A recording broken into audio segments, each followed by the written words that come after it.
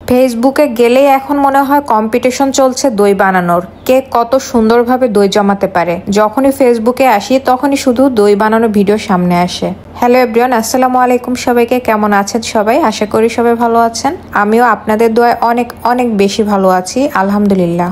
সারাদিনে টুকিটাকি যাই করি না কেন, কিছু কিছু মুহূর্ত আপনাদের সাথে শেয়ার করি, কারণ আপনাদের সাথে শেয়ার করলে অনেক বেশি ভালো লাগে।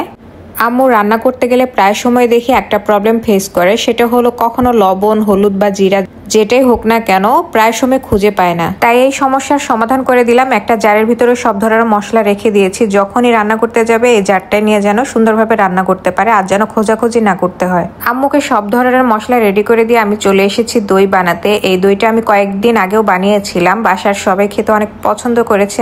6 কেজি দুধ জ্বালিয়ে আমি 3 কেজি করে ফেলেছি। দেখতেই পাচ্ছেন দুধের কালারটা একেবারে লাল হয়ে গিয়েছে আর উপরে গাঢ় সর পড়েছে।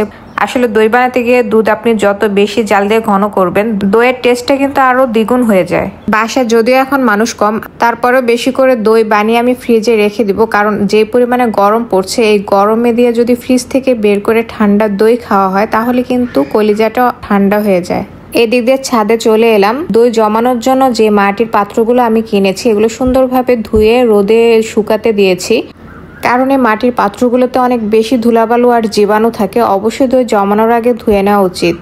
আমি একটা আপুর ভিডিওতে দেখলাম দই জমানোর জন্য বাজার থেকে মাটির পাত্র কিনে এনেছে, সে না ধুয়ে জাস্ট মুছে দইটা জমাতে দিল।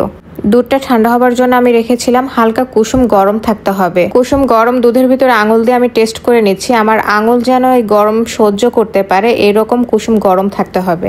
আর এখানে দই জমানোর জন্য আমি দইয়ের বীজ নিয়ে নিয়েছি 3 কাপ। এটা হালকা করে ফাটিয়ে নিয়েছি। ফাটিয়ে দেন আমি তরল যে দুধটা আছে সেই দুধটা মিক্সড করে আমি বাকি দুধের ভিতর ঢেলে দিব। অনেকে আছে দই বানানোর জন্য চিনির ক্যারামেল বানিয়ে দেয়, কিন্তু আমি দইয়ের কালার একেবারে পছন্দ করি না। আমার কাছে সাদা দই ভালো লাগে। আর আমি দুধ জাল দিয়ে এমনিতেই লাল করে ফেলেছি, কালার এমনিতে চলে এসেছে। আর দুধ জাল দেওয়ার সময় আমি চিনি দিয়েছি, চিনি দিয়ে জাল দিয়েছি। যে যেমন মিষ্টি খাবে সে তেমনই চিনি ইউজ করবে। দই জমানোর জন্য প্রত্যেকটা পাত্রে আমি দুধ রেখে রেডি করেছি। এখন আমি এই প্রত্যেকটা পাত্র কম্বলের নিচে ঢাকনা দিয়ে চাপা দিব।